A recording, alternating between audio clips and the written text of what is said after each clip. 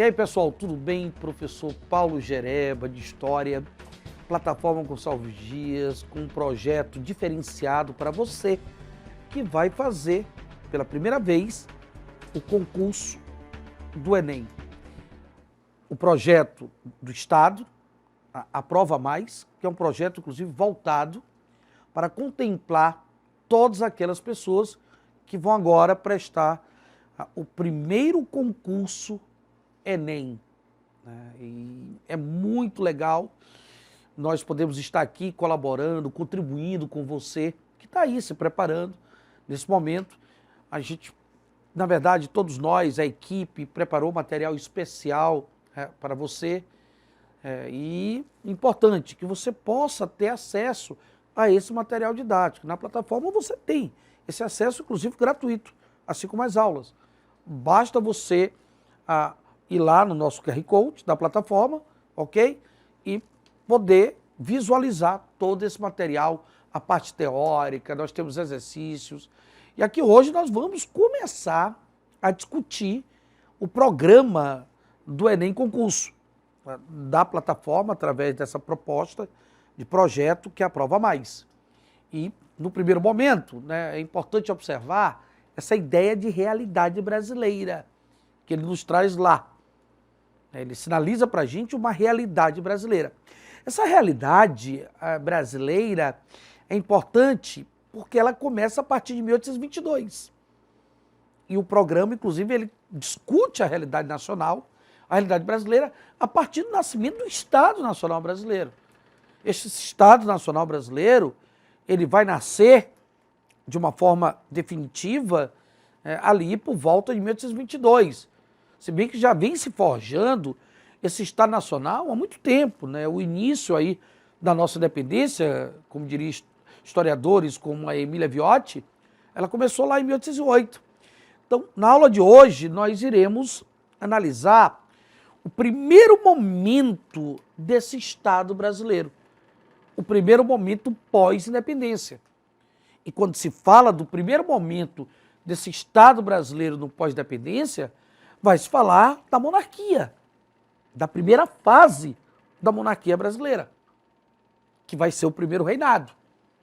A monarquia brasileira, ela vai ter três momentos distintos, três fases. O primeiro reinado, que vai de 1822 a 1831, o período regencial, que vai de 1831 a 1840, e o segundo reinado, ou o segundo império, que vai de 1840 até 1889. Então, o Estado Nacional Brasileiro, ele vai passar por um processo de formação durante aí a monarquia, nesses três momentos. É preciso observar que esse Estado ele só vai se consolidar lá durante o quê? O segundo reinado. Aqui na primeira fase da monarquia brasileira, aqui é o momento inicial da formação desse Estado. Nós vamos tentar compreender qual a realidade brasileira que nós teremos na formação desse Estado Nacional a partir da independência. É preciso observarmos que a independência de setembro de 1822, essa independência no Rio de Janeiro, ela é uma. Mas se você olhar para o movimento da independência, por exemplo, na Bahia, no Maranhão, no Pará, em algumas províncias aqui do Norte e Nordeste, a questão da independência ela vai ser outra. Ou seja, quando você olha para a independência do 7 de setembro de 1822 no Rio de Janeiro, você vai olhar para uma independência como um ato político. Uma independência como um ato político, na medida que nós teremos uma participação de quem? Das elites rurais e escravista brasileira. Juntamente com o príncipe regente Dom Pedro. Com o envolvimento, inclusive, da mulher do próprio Dom Pedro. E de setores das elites portuguesas ligados ao príncipe regente Dom Pedro. Então, a independência como ato político é uma independência pensada pelas elites. É uma independência que não pensou em mudanças estruturais profundas, como, por exemplo, alterar a estrutura de concentração fundiária do país, que não foi alterado, como, por exemplo, alterar o regime de escravidão no país, que não foi alterado. O projeto do ato político, ele é um projeto muito mais de permanências do que rupturas. É o que vai se ter nesse projeto, desse ato político da independência como ato político. Um projeto de permanência. Permanência da escravidão, permanência do latifúndio, permanência da concentração de privilégios para as elites econômicas. Então, é um projeto que basicamente se tem permanências muito maior do que rupturas. A grande ruptura que se teve é que passa a se ter uma soberania política, passa a se ter uma autogestão nacional. Essa é a grande ruptura. Não passa a se ter mais vínculos com Portugal. Teremos ainda vínculos, evidente, com representantes da dinastia portuguesa, que está lá no poder, o Dom João, e aqui você tem Dom Pedro, ambos ali da dinastia dos Bragança. Então é preciso olhar essa independência como ato político nessa perspectiva. Mas, se nós analisarmos a independência, por exemplo, do Maranhão, na Bahia, e algumas outras províncias aqui do Norte e Nordeste, nós vamos ter uma independência como guerra. Né? Aqui na província do Maranhão é um exemplo clássico disso. Nós tivemos uma guerra da independência, uma guerra que envolveu diversos setores da sociedade, diversos atores da sociedade, ligado às elites, ligado aos segmentos da classe média, ligado aos setores populares. Tá? Segmentos que envolvem homens e mulheres como protagonistas dessa independência. Olha só, essa independência, os grandes protagonistas foram desde o setor das elites até setores populares. E se teve uma guerra, o Maranhão passou por uma guerra, a província do Maranhão, assim como a província da Bahia e algumas outras províncias, aqui no Norte e Nordeste, passaram por uma guerra para poder aceitar, entre aspas, ou capitular, como eu prefiro chamar, capitular a esse projeto de independência lá do Rio de Janeiro. Então é preciso observar para a gente tirar da mente aquela ideia que a independência do Brasil foi uma coisa pacífica. Essa proposta de pacifismo é lá o ato político, mas esse pacifismo não se verifica aqui nessas províncias como a do Maranhão, onde nós teremos guerra da independência. É preciso observar que o primeiro projeto pensado pelas elites brasileiras, pelas elites rurais e escravistas, o primeiro projeto de Estado pensado está lá na Assembleia Nacional Constituinte. Um projeto da Assembleia Nacional Constituinte que se formou logo após a independência, em 1823, as elites rurais e escravistas brasileiras, defendendo os interesses de um Estado liberal, porém com elementos conservadores. O liberalismo estaria onde? Na limitação do poder do imperador. Tanto prova que um dos principais projetos dessa Assembleia Nacional Constituinte, de 1823, foi o projeto anti-absolutista, que era um projeto de caráter liberal, que pretendia, na verdade, que tinha pretensões, melhor falando, de limitar o poder do imperador. Nós temos também um projeto censitário, de um projeto censitário baseado na renda em alqueires de mandioca. É o famoso projeto da Constituição da Mandioca, formulado pelas elites rurais e escravistas brasileiras, que fazem parte dessa Assembleia Nacional Constituinte. Um projeto que, na verdade, vinha com essa proposta, que trazia essa proposta elitizada de um sistema censitário baseado em alqueires de mandioca. Mas o projeto pensado por essas elites era um projeto conservador também. Porque era um projeto que, por exemplo, ele não fala em alterar a estrutura fundiária do país e nem mesmo em acabar com a escravidão. Então, é um projeto conservador, ao mesmo tempo que é liberal. Mas é preciso observar que o imperador, juntamente com o chamado Partido dos Comerciantes, que era um partido de nacionalidade portuguesa, né?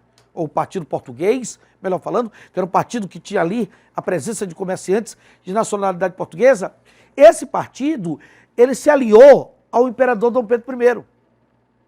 E Dom Pedro, que tinha pretensões absolutistas, despótica, tirânica, o que é que ele faz? Ele fecha essa Assembleia.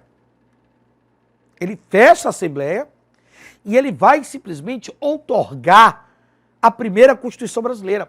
A primeira Constituição brasileira, ela é imposta pelo imperador Dom Pedro I.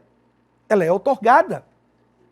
Isso mostra que esse Estado brasileiro que está se formando aqui no primeiro reinado, a priori, ou seja, no primeiro momento, esse Estado, ele é um Estado que ele é uma monarquia constitucional, que está aí a Constituição de 1824, porém, uma monarquia tirana, porque nós tivemos o fechamento da Assembleia Nacional Constituinte.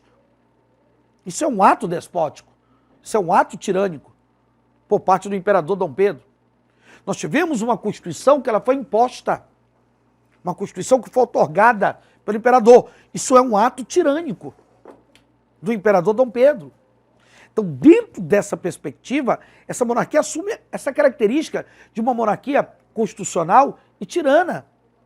A própria Constituição 24, apesar dela se basear, por exemplo, em princípios do iluminismo, porque ela é uma Constituição que vai, inclusive, trazer as ideias montesquierianas para dentro dela, né? Falando ali de equilíbrio de poderes. Só que Montesquieu ele nos fala de 3 poderes.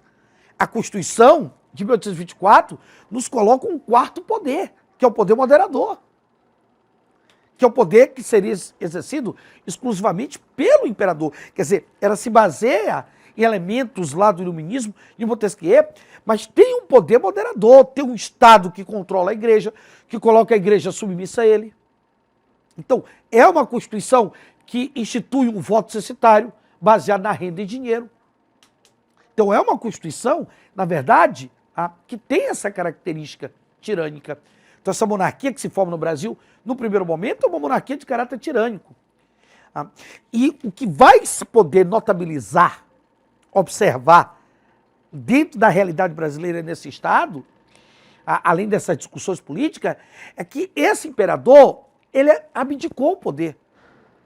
Dom Pedro, em 1831, ele abdica o poder e volta para Portugal, né, com a morte do pai.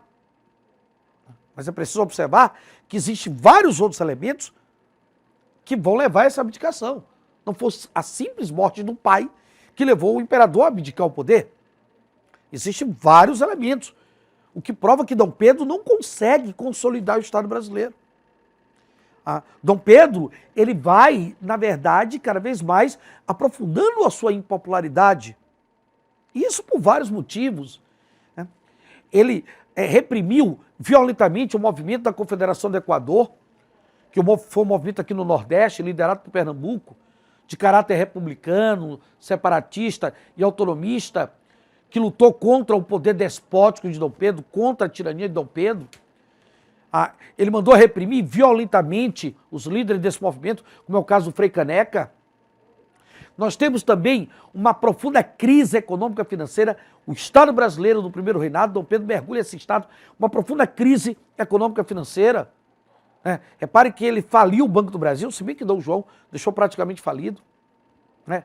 Ele gastou dinheiro basicamente com o privilégio da corte, mas gastou dinheiro com a Guerra da Cisplatina, onde houve uma disputa com a Argentina pelo território do que hoje nós chamamos de Uruguai, que ele acabou perdendo, né, essa região, certo? Então, vai gastar dinheiro nessa guerra. Nós temos o assassinato do jornalista Líbero Badaró, na Paraíba, que era um opositor de Dom Pedro. Então, isso desgasta também a imagem dele. O medo da recolonização por parte das elites que aterrorizavam com essa ideia que Dom Pedro poderia voltar e recolonizar o Brasil. O episódio da Noite das Garrafadas envolvendo uma confusão na cidade do Rio de Janeiro entre partidários de Dom Pedro, ligados ao Partido Português, e partidários do Partido Brasileiro, Todos esses fatores contribuem para a impopularidade do imperador, o que acaba levando à sua abdicação. Ele larga, volta para Portugal e deixa aqui o filho, que era o menor de idade, que era uma criança, como seu herdeiro. E diante dessa circunstância, por ser criança, o que nós vamos observar é que o Brasil vai ser governado por regentes. Nós teremos regências no primeiro momento e depois regentes unos. É o período regencial, que já é a segunda fase da história da monarquia brasileira, da história da realidade brasileira. Nós colocamos aqui duas questões que já foram trazidas em provas do Enem, e como esse concurso é um concurso de Enem, que ele tem, repare que ele usa esse termo, o Enem concurso, e nós estamos justamente olhando para esse movimento das provas que já caíram questões sobre esses determinados temas, como é o caso dessa questão aqui. No Império do Brasil, apesar do apego a certo identitário do antigo regime, cada das pretensões absolutistas de Dom Pedro, as ideias e práticas políticas inéditas que se moldaram e se redefiniram naquela conjuntura acabaram por converter a coroa em Estado e fizeram com que a política deixasse os círculos palacianos privados para emprestar uma nova dimensão à praça pública.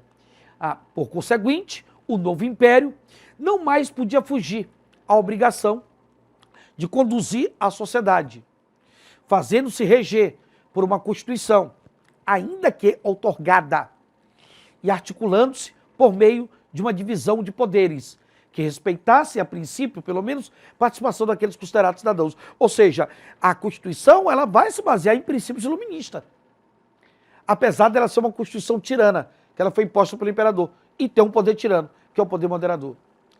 Com base no texto, na formação do Estado brasileiro, prevaleceram ideias, na formação do Estado, aqui no primeiro reinado, ideias e práticas derivadas de quais princípios? Dos princípios iluministas. Resposta letra A. Ok? Nós trouxemos aqui também uma segunda questão, que discute aqui a realidade brasileira nesse primeiro momento da monarquia, que é do primeiro Império Brasileiro, do primeiro reinado. É hoje a nossa festa nacional.